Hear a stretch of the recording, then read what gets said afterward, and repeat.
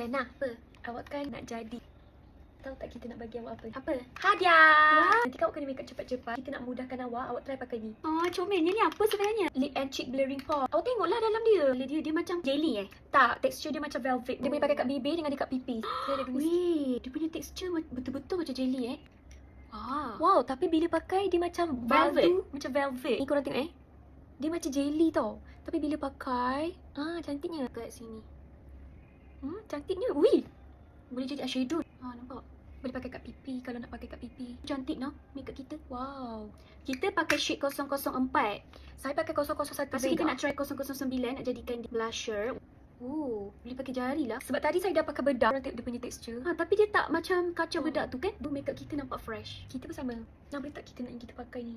Tapi awak dah bagi kita. Orang kata kalau dah bagi nanti buruk siku. Awak kan boleh beli lagi. Kita nak satu je. Kita pinjam je ke? Sekejap kita kira dulu. Tak mana lagi satu? Kita ada 4 kan? Kita nak yang 001 ni.